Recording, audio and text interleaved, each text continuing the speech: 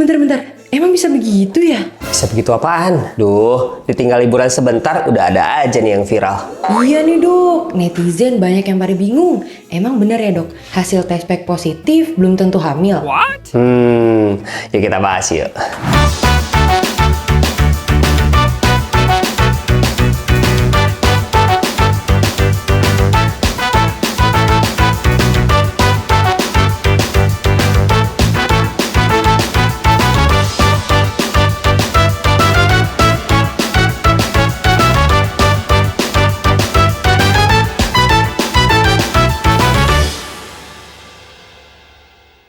Hai Smart Moms Indonesia, welcome back to Dr. Niko Channel. Nah, kali ini kita akan bahas tentang tes pack. Bagaimana tes pack itu bisa positif, positif palsu, negatif, ataupun negatif palsu. Jadi, tes pack itu digunakan untuk mendeteksi hormon kehamilan yang dikenal dengan hormon beta-HCG.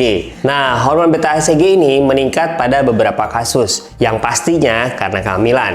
Yang kedua, bisa jadi kista yang memproduksi hormon HCG ini. Nah, tentang suntikan hormon HCG ini nanti akan kita bahas lebih lanjut ya. Tonton video ini sampai selesai ya, kalau pengen tahu lengkapnya. Jadi ada beberapa tes yang berhubungan dengan urin ya, selain tes pack. Nah, salah satunya adalah OVU test atau LH test. Berbeda dengan tes pack yang mendeteksi hormon beta-HCG, OVU test ini mendeteksi hormon LH, di mana hormon LH akan meningkat drastis sejenak sebelum ovulasi. Tes pack sebenarnya cukup akurat untuk mendeteksi kehamilan. Bahkan ada beberapa brand yang bisa memberikan kepastian sekitar 99%, yaitu di mana bisa melacak adanya hormon beta-HCG dari urin sejak kadarnya 25 mili international unit per mililiter. Nah, kadar ini cukup rendah untuk bisa dideteksi oleh tes pack. Tapi hati-hati pada penggunaan tes pack ini ya, sebaiknya tidak hanya menggunakan satu merek tes pack saja. Jika Smart Moms ingin memastikan kehamilan, maka sebaiknya menggunakan lebih dari satu tes pack atau satu merek tes pack. Mengapa demikian? Karena bisa saja ada kerusakan pada alat tes pack tersebut sehingga menghasilkan negatif palsu,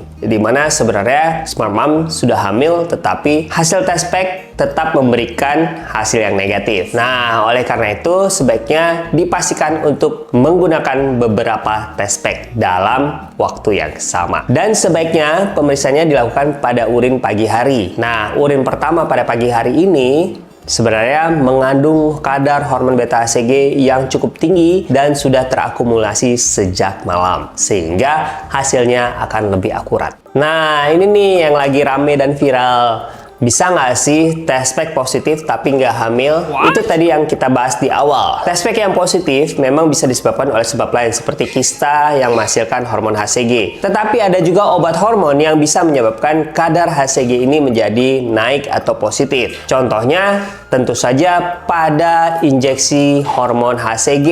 Nah, tetapi injeksi hormon HCG ini tidak bisa diberikan pada sembarang orang.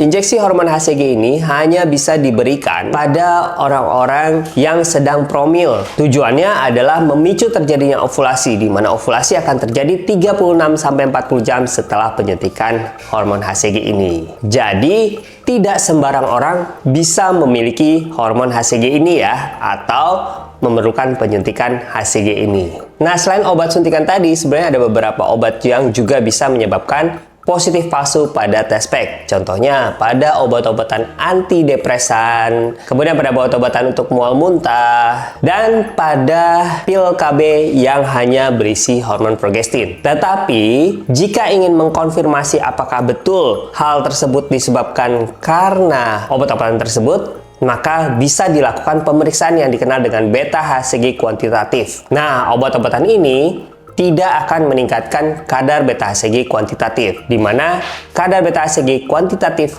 lebih dari 5 mili international unit per mililiter juga sudah bisa dikatakan sebuah kehamilan. Untuk memastikan kehamilan sebenarnya ada beberapa hal yang bisa dilakukan. Yang pertama adalah dengan memastikan kadar beta-HCG yang tadi meningkat. Yang kedua dengan USG untuk memastikan adanya kantong kehamilan di dalam ataupun di luar kandungan. Nah, kalau memang sudah dikonfirmasi begini, maka sudah pasti terjadi kehamilan. Meskipun kehamilan belum tentu berkembang secara normal. Contohnya pada kehamilan anggur atau kehamilan Blighted ovum. Nah, untuk itu smart moms harus melakukan pemantauan rutin selama kehamilan. Nah, selain obat-obatan tadi kan kita sudah bahas tentang tumor yang menghasilkan HCG. Jika memang ada hepatobiliary tumor atau tumor-tumor yang ada di liver ataupun tumor-tumor neuroendokrin yang menghasilkan hormon di ovarium, nah sebaiknya memang dilakukan pemeriksaan yang lebih lengkap ya. Jadi kalau misalnya beta HCG positif atau test pack positif, kemudian hasil beta HCG cukup naik, tetapi tidak ditemukan kehamilan, maka smart moms harus berhati-hati.